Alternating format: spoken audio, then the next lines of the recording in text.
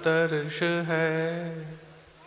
दुर्लभ गुरु का साथ, दुर्लभ उठना गुरु नजर, दुर्लभ सर पर हाथ। दुर्लभ गुरु संकेत हैं, दुर्लभ तत्पालन, दुर्लभ तम गुरु चरण में है समाधि धारण। बोलिए देवादिदेव 1000 श्री पार्श्वनाथ भगवान की जय। परम पूज्य आचार्य परमेष्ठी गुरुदेव श्री विद्यासागर जी महामुनिराज की जय। कि इस प्रकार की भक्ति जो की जाती है, ये भक्ति में द्रव्य तो समझ में आती है, कुछ समर्पण करना चाहिए, लेकिन ये ड्रेस क्यों पहनी जाती है? आज आप लोगों की ड्रेस को देख करके दिमाग में बात आई, बैठे बैठे कुछ सोचने लगा। और बच्चे प्रश्न करते हैं, ये 16 ये शुद्धि ऐसा क्यों? क्या हम जो पैंट शर्ट पहन करके आते हैं, कुर्ता पायजामा पहन करके आते हैं, उसमें पहन करके पूजा नहीं हो सकती क्या? और ये छूछू वाला 16 क्यों? कई बार ये छूछू वाला जो 16 होता है ना, इसके माध्यम से दिमाग में ज़्यादा गंदगी भर जाती है, और जब हम जैसे हैं वैसा पहन करके आते हैं तो दिमाग शांत रहता है। ऐसे उनको जो प्रश्न रहते हैं, उन प्रश्नों का आप लोग कई बार जवाब नहीं दे पाते। हालांकि बहुत कुछ जवाब तो कोरोना ने अपने आप दे दिया, और कोरोना ने जवाब ऐसा दिया कि सबके मुंह पर लगाम लग गई। और जो बच्चे प्रश्न करते थे, कोई 16 वाला व्यक्ति गैर 16 वाले को छू दे तो वो 16 वाला क्यों नहीं होता, और गैर 16 वाला यदि 16 वाले को छू दे तो वो गैर 16 क्यों हो जाता है? तो ये तो बहुत सामान्य सी बात है कि कोरोना का इन्फेक्टेड व्यक्ति यदि किसी विदाउट कोरोना वाले को टच कर दे तो कोरोना किसको होगा, ये तो आप सब समझ लो। वहाँ पर तो टच मात्र नहीं, उस कमरे में भी हम टच ना कर जाएं, ऐसा प्रावधान रखते थे और प्रबंध करते थे। लेकिन यहाँ पर ये कहते हैं वही दीवार से टच हम हैं, वही ज़मीन पे हम खड़े हैं, और वही ज़मीन पे वो 16 वाला खड़ा है, तो ऐसा क्यों? और फिर उसके बाद डंडे वाला 16 हो, चाहे वो लकड़ी वाला 16 हो, ये सब कुछ क्यों किया जाता है? और ये पॉलीथीन वाला 16 क्या होता है? बहुत सारे ऐसे उनके प्रश्न हुआ करते थे, इन प्रश्नों का जवाब आप लोग शायद नहीं दे पाते थे।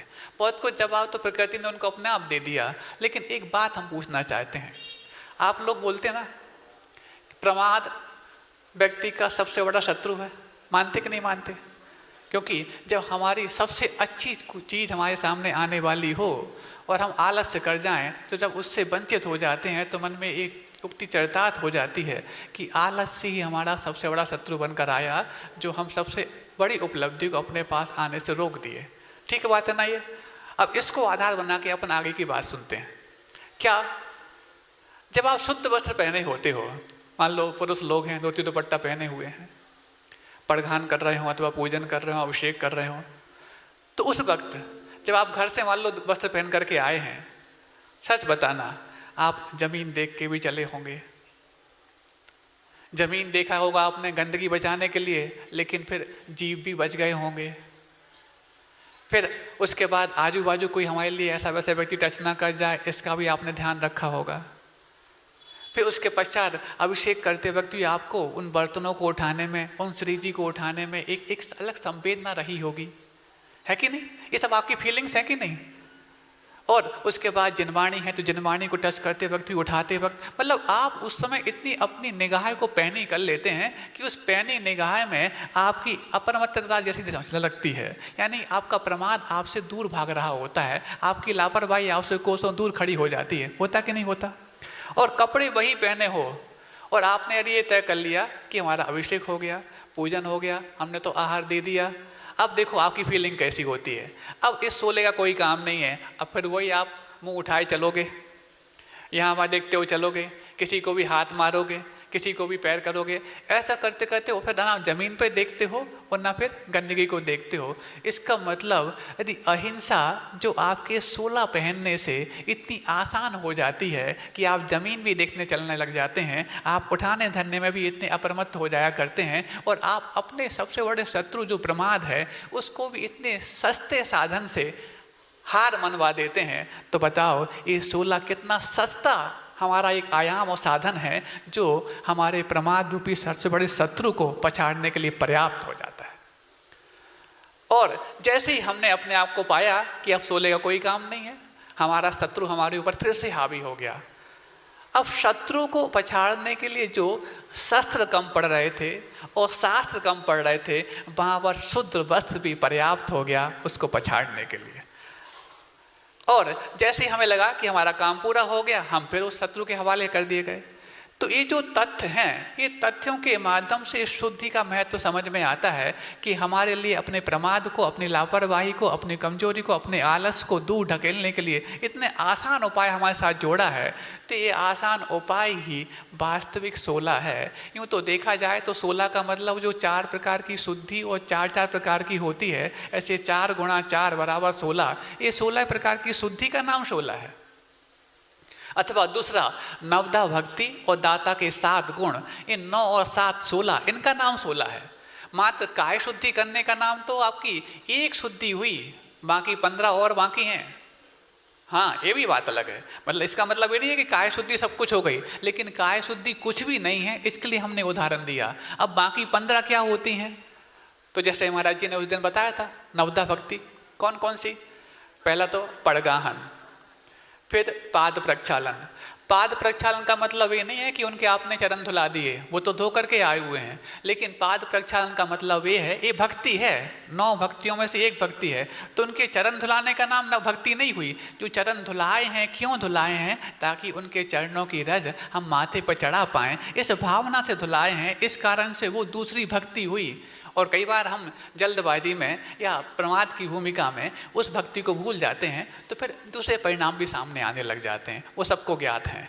तीसरा फिर पाद प्रक्षालन हो गया, तीसरा होगा उच्चासन, है ना? पहले पड़गाहन, फिर उच्चासन, फिर पाद प्रक्षालन, फिर चौथा भूल गए आप लोग, पूजन। पूजन तो आप करते ही हैं, और पूजन करते वक्त वहाँ पर भी यहाँ देख रहे, वहाँ देख रहे, और कई बार पूजन प्रारंभ कर दिए, बर्तनों पर लिखते जा रहे, आदि आदि बहुत सारी बातें चलती रहती हैं, और पूजन भी चलती रहती। नहीं, उस भक्ति को भी आपको व्यवस्थित रूप से करना है। तो पड़गाहन भी, प्रतिग्रहण जिसको बोलते हैं, दूसरा उच्चासन, तीसरा पाद प्रक्षालन, और चौथा पूजन, और 5वां है नमन। उसको करने के बाद आपको नमोस्तु करना। ये भक्ति है। अलग से जो आपने पहले कर ली है वो अलग विषय है, लेकिन ये भक्ति एक ऐसी युक्ति है जो आपकी कर्म निजरा की सबसे बड़ी शक्ति बन जाती है। इसको इग्नोर करने में आपके नंबर भी कट रहे होते हैं, और इनको गौर करने में आपके नंबर भी बढ़ रहे होते हैं, क्योंकि आहार दान मात्र एक थाली से उठा करके किसी हाथ में रखने की प्रक्रिया का नाम नहीं है बंधु। ये तो एक ऐसी भावनात्मक प्रक्रिया है जो आपको आध्यात्मिक प्रक्रिया से जोड़ने के लिए कारण बनती है। फिर छठवा क्या है? मन शुद्धि है। अब मन शुद्धि बोलते वक्त आपके भावों में उतनी पवित्रता आ जाए, ऐसा नहीं है कि मन शुद्धि बोल दी और भाव अपवित्र बने रहे। फिर वचन शुद्धि। वचन शुद्धि में भी अब जल्दबाजी में कुछ भी बोलते जा रहे हैं, बड़बड़ा रहे हैं, ऐसा नहीं। वचन शुद्धि बोलते वक्त भी वचन शुद्ध हो और उनका उच्चारण भी शुद्ध हो। फिर काय शुद्धि, ये एक 16 हो गया आपका। इसको मात्र अपन 16 मान रहे नहीं, ये तो एक काय शुद्धि हुई कि आपने स्नान इत्यादि भी किया हुआ है, गंदगी से बच करके भी आए हैं, जीवों को बचा करके भी आए हैं, उसके पश्चात आपने शुद्ध वस्त्र और पहन लिए, एक काय शुद्धि हो गई। और फिर उसके बाद आहार जल शुद्ध है। ये आहार जल शुद्ध है कहने मात्र से नहीं, उसका स्रोत भी शुद्ध होना चाहिए, उसका काल भी शुद्ध होना चाहिए, उसका द्रव्य भी शुद्ध होना चाहिए, उसका क्षेत्र भी शुद्ध होना चाहिए। इन सबको शुद्ध होना उस बाकरी में उस शुद्धि के लिए कारण बनता है। अब जिस मौसम में जो फल फ्रूट नहीं आते उस मौसम में लाओगे तो वो द्रव्य अशुद्ध हो गया, काल अशुद्ध हो गया, रात का बनाया है तो वो अशुद्ध हो गया, एक रात पहले बना है भली दिन में बनाया है तो अशुद्ध हो गया। और दूसरा, जो आप मलाई तैयार कर लेते हो 3-3, 5-5, 7-7 दिन तक चलाते रहते हैं, अरे वहाँ पर तो शुद्ध जीवों की हिंसा हो रही है, उसको आप शुद्ध भोजन शुद्ध घी बनाते लेते हैं तो अशुद्ध हो गया। अशुद्ध क्या, ये तो हिंसक हो गया। हमारे यहाँ पहले अहिंसा आवश्यक है, शुद्धता भी आवश्यक है, लेकिन दूसरे दर्जे पर। अहिंसा के बगैर कोई भी शुद्धता शुद्ध नहीं।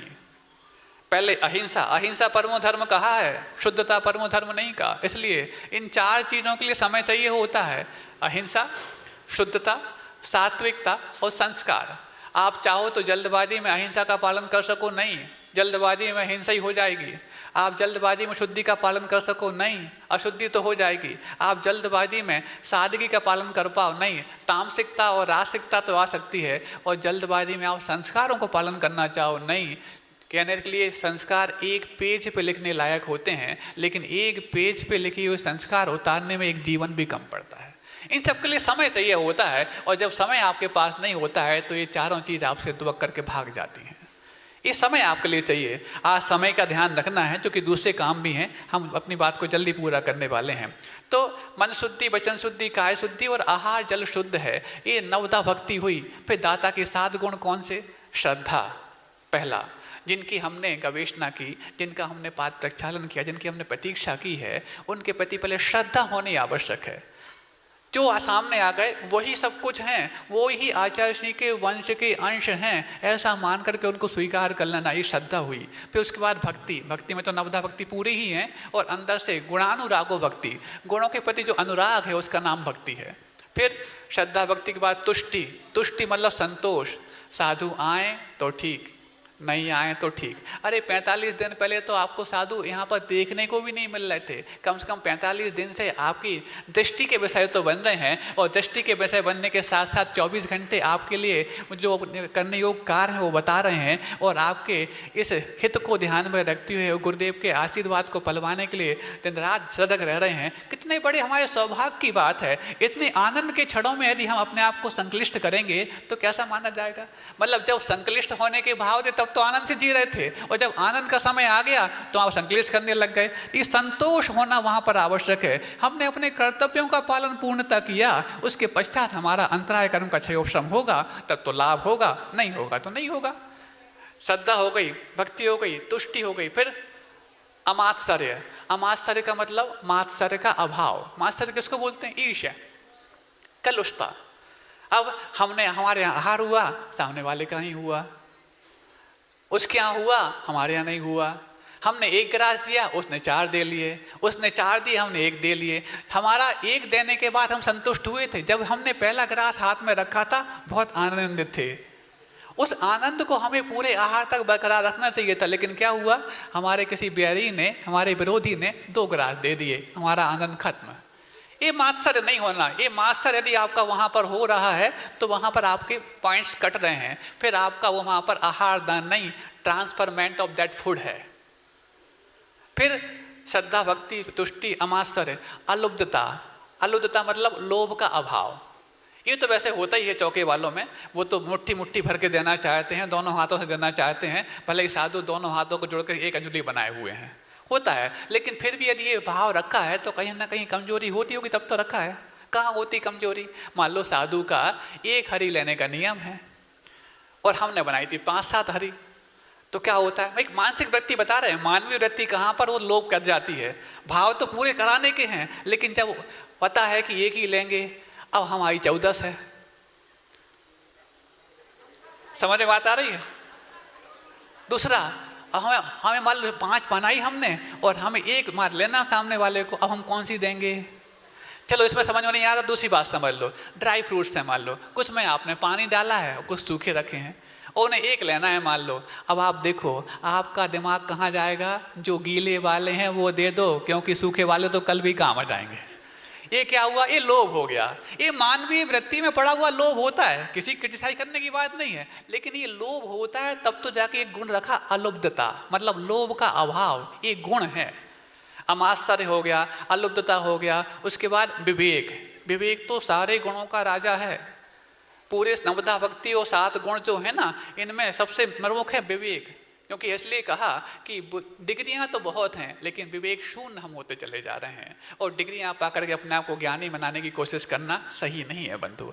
तो विवेक कहाँ, किस मौसम में क्या देने योग्य है, साधु कैसे हैं, युवा हैं, बुजुर्ग हैं, बालक बत हैं, आदि आदि, नव दीक्षित हैं, चिर दीक्षित हैं, उनका स्वास्थ्य कैसा, उनकी प्रकृति कैसी, मौसम कैसा, ये सब कुछ का दिमाग लगाते हो। जैसे माँ अपने बच्चे को खिलाती है वैसा करना, नहीं है तो जो हमने बनाया वो खिलाओ और फिर उसमें जिद करने लग जाओ, हमारे हाथ से बनी हुई चीज़ नहीं ली और मम्मी के हाथ से बनी हुई चीज़ ले ली। ये नहीं होना चाहिए वहाँ पर। आप वहाँ विवेक शून्य हो रहे हैं। और एक बहुत अच्छी पंक्ति आगम में आती है कि अभी तक हमारे जीवन में जितने बार भी अकाल मरण हुआ है पूर्व में अपन सबका हुआ होगा, अनंत काल से अपन जीते आए हुए हैं, और अनंत काल में जितने बार भी हमारा अकाल मरण हुआ है उनमें से अधिकाधिक बार भोजन पान की संयोजना नहीं समझने के कारण हो गया। मतलब जलने के कारण, जहर खाने के कारण, पानी में डूबने के कारण, कहीं से गिर जाने के कारण, एक्सीडेंट के कारण अकाल मरण कम हुआ होगा, लेकिन भोजन पान की संयोजना नहीं समझने के कारण ज़्यादा हो गया। हमने खाया अमृत, बन गया जहर। क्यों? हम उसका जो कॉम्बिनेशन है प्रॉपर नहीं बना पाए। तो ऐसे ही आप वहाँ पर अमृत तुल्य वो आहार देने जा रहे हैं। आपका आहार साधु के रत्नत्रय को बढ़ाने के लिए, उसको प्रगाढ़ करने के लिए कारण बन रहा है। एक तरह से आपका आहार दान रत्नत्रय का अंशदान माना जा रहा है। तो वहाँ पर विवेक बहुत आवश्यक है। कैसा देना, कब देना, क्या देना। जो हमने बनाया वो देना नहीं, जो बनाने योग्य था वो अलग विषय है, जो इनको रत्नत्रय के योग बनाने योग्य है वो देना, उसी का नाम विवेक है। फिर उसके बाद क्षमा। क्षमा का मतलब अंतिम गुण है, ये बात अपनी पूरी हो गई। क्षमा का मतलब क्रोध के कारण उपस्थित होते हुए भी क्रोध नहीं करने देना, इसका नाम क्षमा है। किसी ने क्रोध किया और हाँ क्षमा कर दिया, इसका नाम क्षमा नहीं। हमारे अंदर क्रोध के भाव उपस्थित हो रहे हैं किसी भी माध्यम से, क्योंकि वहाँ पर एक साथ कई लोग इकट्ठे हो जाते हैं, छोटा सा कमरा होता है, कई लोग झूमते हैं वहाँ पर, और महाराज को भी जबरदस्ती करते हैं और आपस में धक्का मुक्की करते हैं, तो क्रोध तो आता है। लेकिन वहाँ पर अपने भावों को शांत रखना। नहीं तो क्या होता है, जैसे मान लो हम दे रहे हैं, पीछे से किसी धक्का लग गया, देखते नहीं हो, तो वो बोलता है हाँ सॉरी, और हम पीछे आए, वो आगे दे रहा है, हमारा धक्का लग गया, ढंग से पकड़ते नहीं हो।